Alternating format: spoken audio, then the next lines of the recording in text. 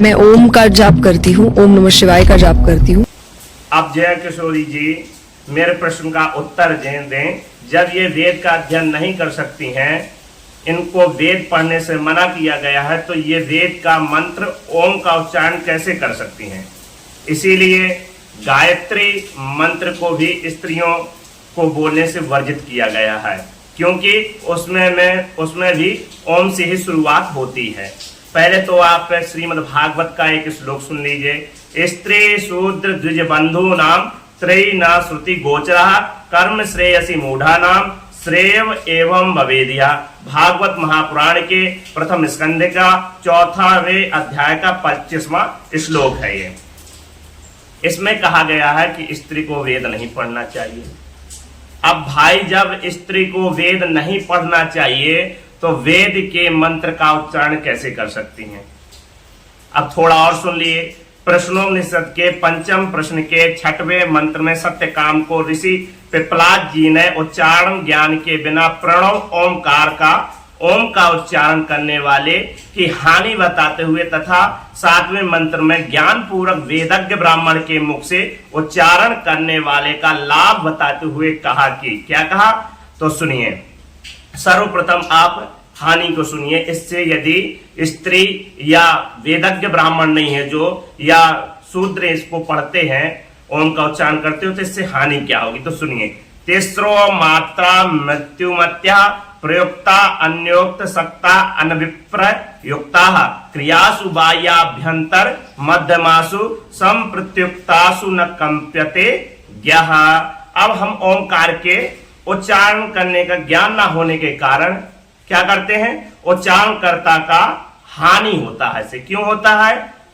क्योंकि उसे पता ही नहीं इसका उच्चारण कैसे करते हैं, और उसने वेद का अध्ययन नहीं किया है, यज्ञोपवीत संस्कार नहीं हुआ है। जैसे गायत्री मंत्र में गणना के समय वरेण्यम के अर्धहणा को ही णी मानकर 24 अक्षर माने जाते हैं।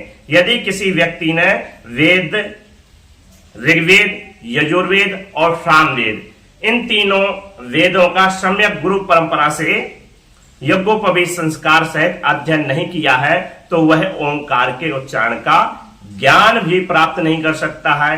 अज्ञानी स्त्री पुरुष मंत्र के एकमात्र लाभ का श्रवण करके मंत्रोच्चारण में प्रवृत्त हो जाते हैं। वे हानि को नहीं जानते हैं। अब इससे होने वाली हानि को सुनिए। संसार में जो भी कुछ आपको दिखाई दे रहा है वह लाभदायक, उसमें लाभ भी होता है और हानि भी होती है। अब आपको हानि का भी पता नहीं है, लाभ का भी पता नहीं है, तो सुन लीजिए। आ, उ और मा, इन तीनों मात्राओं का सम्यक उच्चारण नहीं किया गया तो मृत्यु मत्या, तीनों मात्राएं मृत्युमती हो जाएंगी, उच्चारणकर्ता के लिए मृत्यु प्रदान करेंगी, धन जन हानि होती है। इसीलिए सभी स्त्री पुरुषों के लिए ओंकार चारण का निषेध है। ओम का उच्चारण नहीं करना चाहिए। तो किनको करना चाहिए? तो फिर भगवान ने गीता में कहा है कि इनको ओम का उच्चारण करेंगे तो इनको मोक्ष प्रदान होगा। तो किनको? भगवान ने ओमित्येकाक्षर ब्रह्म व्याहरन् मां मनुस्मरन् यह प्रयाति त्यजन्देहम् सायाति परमां गतिम्। गीता के 8वें अध्याय का 13वां श्लोक है, आप पढ़ लीजिएगा। उन्होंने कहा कि केवल वेदज्ञ ब्राह्मण को ही ओम का उच्चारण करना चाहिए, अन्य जातियों को नहीं करना चाहिए, बल्कि स्त्री को तो बिल्कुल भी नहीं करना चाहिए, क्योंकि वेद को पढ़ने से स्त्री को वर्जित किया गया है। और जब स्त्री वेद से वर्जित है तो वेद का मंत्र ओम का उच्चारण कैसे कर सकती है? इसलिए वेदज्ञ ब्राह्मण को ही केवल ओम का उच्चारण करना चाहिए। इसीलिए गायत्री मंत्र के लिए भी स्त्रियों को मना किया गया है।